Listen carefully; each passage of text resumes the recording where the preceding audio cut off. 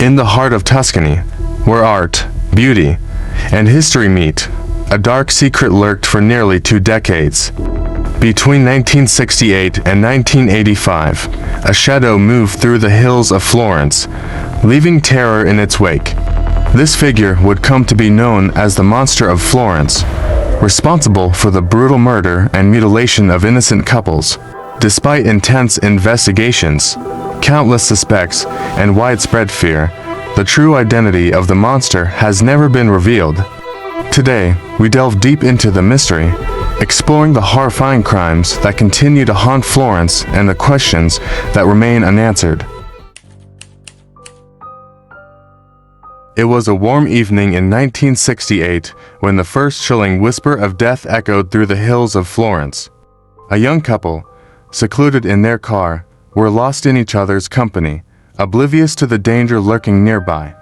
They had no way of knowing that their lives would soon be snuffed out by an unseen force of pure evil. The crime scene was horrific. The couple was shot and their bodies left in the car. Their love story ended in a brutal crescendo. The police initially believed it was an isolated incident, perhaps a crime of passion, but there was something about the coldness of the act that felt far more sinister. As the years passed, the streets of Florence hummed with life, and the murders became nothing more than a distant memory. But then, in 1974, the nightmare returned.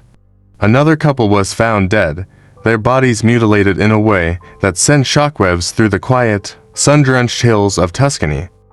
The police were forced to confront the idea that these were not random acts of violence.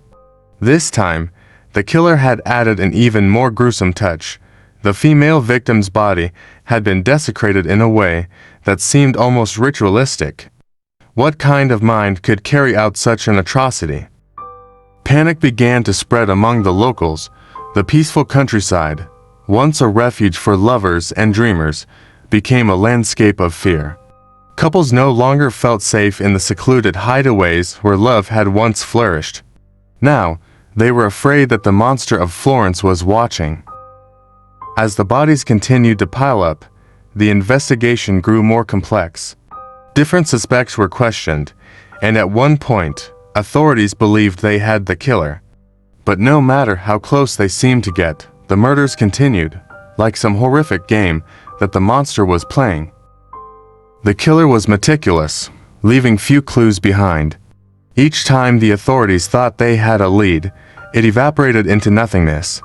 The sheer brutality of the crimes and the mutilation of the female victim suggested that this was no ordinary murderer, but someone fueled by deep, dark desires. There were whispers of the occult, of ritualistic killings connected to ancient traditions in the region. The mutilations were unlike anything local investigators had seen before. Could it be that the monster was a figure far more terrifying than anyone could imagine? As the investigation dragged on, the media frenzy around the murders only grew. Journalists from across Italy and beyond descended on Florence, their headlines dripping with sensationalism. The beautiful city, once known for its art and history, was now synonymous with bloodshed. The killer's pattern was clear by now: young couples, isolated areas, and a sudden, violent end. Each murder seemed more calculated than the last, as if the monster were evolving, perfecting his gruesome craft. But who was he, and why did he strike with such fury? For the investigators, the frustration was immense. The murders defied explanation. While suspects came and went, the killings persisted, mocking the police's efforts. It seemed the monster was always one step ahead, eluding justice with the skill of a ghost. Local legends began to swirl, painting the monster as an almost supernatural figure, a faceless entity who could strike without warning. Some began to believe that he had knowledge of the landscape that no one else did, using the ancient forest and countryside as his hunting ground. Each crime scene was more horrific than the last. The killer took his time with his victims, and each murder revealed new layers of his cruelty. The fear that gripped Florence was no longer just about a man with a gun, but about something darker, something unimaginable. Behind the scenes, The police were under immense pressure. They had to stop this monster. But how could they catch a killer who seemed to disappear into the night without leaving a trace? Every lead they followed seemed to take them deeper into a labyrinth of dead ends. But one thing was clear. This was no ordinary killer. The Monster of Florence was a sadist, someone who took pleasure in his victim's pain and in the terror that spread through the city. This was personal, intimate, and far more dangerous than they had ever imagined. As the years went by, a pattern emerged not just in the murders, but in the way the public reacted to them. Fear turned to anger, then to despair. Some locals started their own patrols, hoping to catch the killer in the act, while others moved away, unable to live under the shadow of the monster. With every new murder, the press went into overdrive. The Monster of Florence had become an international sensation, and soon, the whole world was watching. And yet, despite all the attention, the killer remained elusive, taunting the police and public alike with his terrifying silence. Each new couple that ventured into the countryside was taking a risk. Would they be next? The streets of Florence were no longer safe for lovers, and the once beautiful nights became haunted by the specter of death. The city, draped in history and romance, had become a stage for murder. The investigation into the Monster of Florence stretched across years, turning up a labyrinth of dead ends and missed opportunities. With each gruesome murder, the fear in Florence grew, as did the pressure on law enforcement to catch the killer. From occult theories to wrongful convictions, the search for the monster became as twisted as the murders themselves. But as the body count rose, so too did the confusion. Were these killings the work of a single madman, or was something even darker lurking behind the scenes? Despite arrests and suspects, the murders persisted, leaving the entire region in a grip of terror. The police were determined to end the reign of terror that had gripped Florence for nearly 2 decades. But as they delved deeper into the mystery, it was as if they were chasing a phantom. For every step they took forward, the monster seemed to disappear into the shadows, leaving only fear and death behind. Suspicions ran high, but the killer remained elusive, his identity a dark puzzle that haunted investigators and terrified the people of Tuscany. One man would soon become the focal point of their investigation, Pietro Pacciani, a local farmer with a violent past. Pacciani had a disturbing criminal record, including a conviction for killing a man who had an affair with his girlfriend. The brutality of that murder painted Pacciani as a man capable of unspeakable acts. In the early 1990s, a tip led the police to search his home, where they found suspicious items, including gun cartridges similar to those used in the monster's murders. Was this the break they had been desperately searching for? In 1994, Pacciani was arrested and charged with the murders. His trial was a media circus, drawing national attention as gruesome details of the killings were paraded before the court. The prosecution painted Pacciani as a sadistic killer who derived pleasure from hunting couples and mutilating their bodies. The evidence against him, however, was thin and circumstantial at best. There was no direct forensic link between Pacciani and the crime scenes, only the suspicion that his violent tendencies made him a likely candidate. Despite the doubts, Pacciani was convicted in 1994, but the case was far from over. In 1996, his conviction was overturned on appeal. The court ruled that the evidence was insufficient to prove beyond a reasonable doubt that Pacciani was the monster. He was released, but his brief taste of freedom did not last. The police remained convinced that Pacciani had not acted alone and were determined to continue their pursuit. The case took another twist when the police turned their attention to 2 of Pacciani's acquaintances, Mario Vanni and Giancarlo Lati, both known locally as part of a group called the Company di Merende, or Picnic Friends. Vanni, a retired postman, and Lati, a simple-minded laborer, became central to a new theory that the murders were not the work of a lone killer, but rather a group involved in occult rituals. The idea that these men participated in the killings as part of some twisted cult sent shockwaves through the already terrified public. Lottie eventually confessed to being involved in the murders, claiming that he had participated in the killings alongside Pacciani and Vanni. His testimony was harrowing, describing the horrific mutilations carried out on the female victims as part of the group's ritualistic practices. But there was a problem. Lottie's story was inconsistent, often vague, and at times contradictory. He appeared to be easily manipulated, raising questions about the validity of his confession. Were these men truly the monsters behind the killings, or were they scapegoats in a case that had spiraled out of control? Despite the concerns, both Vanni and Lottie were convicted in 1997. Vanni, maintaining his innocence, claimed that he was being framed. The trial, like Pacciani's, drew intense media attention, but it failed to satisfy many who believed that the real Monster of Florence had yet to be caught. The theory of a group of killers did little to explain the highly organized, methodical nature of the crimes. While the convictions brought a temporary sense of closure, there was an overwhelming sense that the full truth had not been uncovered. Pacciani died in 1998 before he could be retried, leaving the question of his guilt or innocence unresolved. Many believed that he had been unfairly convicted, while others were certain he had been at the center of the killings. But with his death, another door to the mystery closed. The investigation took on a darker tone as theories of conspiracy and corruption began to emerge. Some speculated that the authorities had been under immense pressure to close the case, leading them to pursue weak leads and frame innocent men. Others believed that the true killer was someone with connections in high places, protected by powerful figures in the Italian underworld. Could it be that the Monster of Florence was never meant to be caught? There were other suspects over the years, including a group of Sardinian immigrants living near Florence who were briefly considered in the early 1980s. The so-called Sardinian Trail was explored, but it ultimately led nowhere. Even with arrests and convictions, the theories surrounding the case became more convoluted, leaving the public and the victims' families with more questions than answers. Despite the convictions of Vanni and Lottie, many remain unconvinced.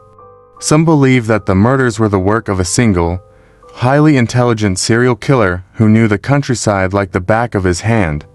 Others argue that the truth may be far more complex, perhaps involving an unknown mastermind who orchestrated the killings from the shadows, using Pacciani and his companions as pawns. As the years passed, the case began to drift into legend, becoming one of Italy's most enduring mysteries. The press never stopped speculating, and each new theory brought the case back into the spotlight. Investigators, both official and amateur, continued to dig into the details, hoping to uncover the missing pieces of a puzzle that had long haunted the hills of Florence. In the end, the Monster of Florence case remains officially unsolved. The question lingers: was Pacciani truly the monster, or did the real killer escape justice, blending back into the everyday life of Florence as though nothing had happened? The victims' families are left with little closure, and Florence itself remains scarred by the horrific events that transpired. For the people of Tuscany, the monster may no longer walk the hills, but his legacy of terror still echoes through the streets and countryside. The beautiful city, known for its art and history, will forever bear the stain of the unspeakable horrors that unfolded over those dark years. The Monster of Florence may be gone, but the mystery he left behind continues to haunt Italy, a reminder that sometimes the most terrifying monsters are the ones we never truly see.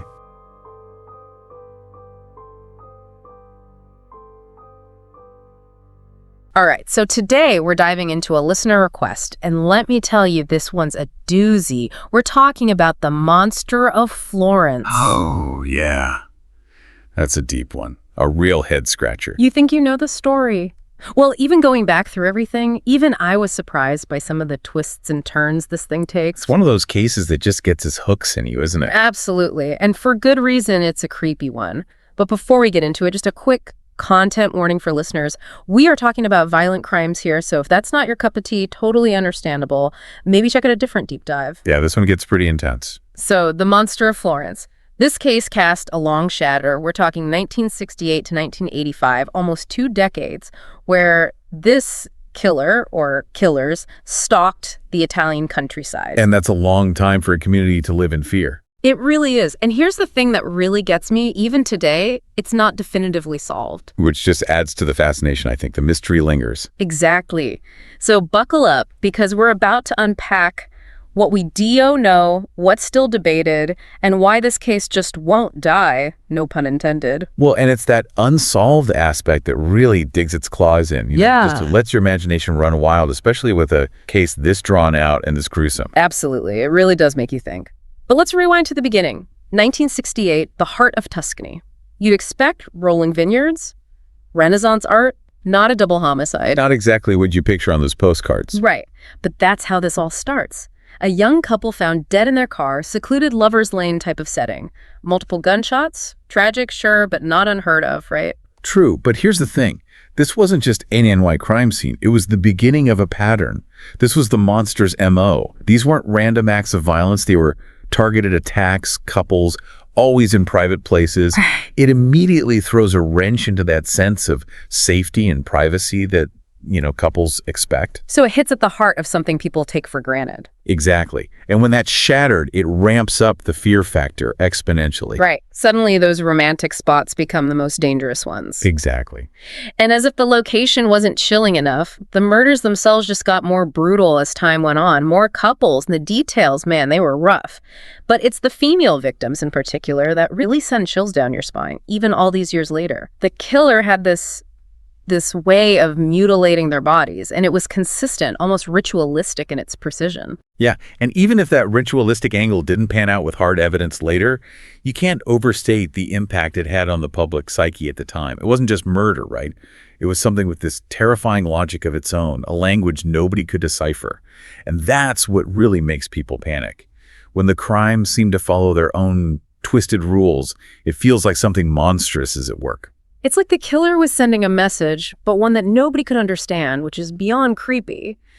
And that fear, it was palpable in Florence. Imagine you're a young couple at that time, you know about these murders. Suddenly, a quiet evening out, it feels risky. Holding hands, finding a secluded spot, it all becomes loaded with this unspoken terror. The fear itself becomes this whole other monster. It absolutely does. You're living with that constant unease, that feeling of being watched, of being hunted. It's almost like a character in the story itself. And you can't escape it, right? It's everywhere. Everywhere. So you've got this whole city on edge, right? And meanwhile, the police are trying to make sense of it all. Which, let me tell you, was no easy feat. Because this wasn't some sloppy criminal leaving clues everywhere. This guy, whoever they were, was meticulous. Dead ends, false leads. It's like trying to catch smoke, right? It's that classic boogeyman scenario, only this time, it's all too real. An unseen, seemingly unstoppable force is out there. It breeds this sense of helplessness, of being at the mercy of something beyond human understanding. And that went on for years. But then a name emerges. Pietro Pacciani, a local farmer, rough around the edges, and wouldn't you know it, a history of violence. And this is where the case takes its first sharp turn into, could this really be him territory? Yeah. Because Pacciani, well, he was a bit rough around the edges, to put it mildly. But sometimes those are the types who fly under the radar, right? Exactly. Like you almost dismiss him because he fits a certain profile too well, you know? Right. But here's where it gets interesting. The cops search his place and find bullets. Not just any bullets, but ones that match those used in the Monster of Florence murders. Game over, right? You would think so, right? You would think. And the authorities at the time, they certainly thought they had their man. Pacciani was charged and actually convicted in '94, but and this is a big but. Yeah, because I remember thinking, case closed. But it wasn't even close, was it? Not even close. Turns out the evidence against Pacciani, while circumstantial, wasn't strong enough for a solid conviction. His defense team argued successfully that there were too many holes, too much room for doubt. And get this, the conviction was overturned. Talk about a roller coaster. So did they have the wrong guy all along? Or did a cunning killer just manage to wiggle out of justice? That's the question that has haunted this case for decades. And it's that uncertainty, that lingering possibility of a miscarriage of justice that keeps people digging. Was Pacciani a scapegoat, a convenient fall guy for a desperate police force? Or was he truly a mastermind who managed to outmaneuver the legal system? It's enough to make your head spin. And if that wasn't enough, the case throws us another curveball. Investigators start looking at people in Pacciani's inner circle. Remember you mentioned this earlier, the picnic friends. Ugh, yes. A group of men with their own share of darkness and secrets. Specifically, two names rise to the surface: Mario Vanity and Giancarlo Lodi. Now, remember how we talked about the organized nature of the crimes, the precision? That's going to come back into play here. Okay, so what's the deal with these picnic friends? Were they involved? Or was it just another case of guilt by association? What if it were only that simple? Lodi actually confessed to being involved in the killing. Sounds like a slam dunk, right? But hold on. Let me guess. The confession was messy. Messier than a picnic after a rainstorm.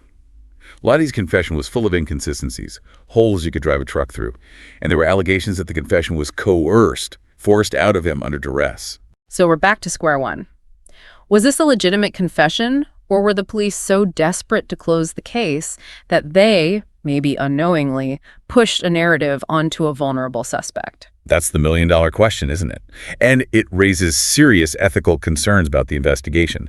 Did the pressure to find the Monster of Florence after all these years lead to a rush to judgment? Did they even subconsciously try to make the pieces fit, even if they didn't quite line up? And to make matters worse, even if these picnic friends were involved, it still doesn't explain everything. Like you said, the level of expertise involved in the murders, it just didn't add up. Precisely. This wasn't just brute force. There was a chilling level of anatomical knowledge, a disturbing understanding of how to inflict pain and terror.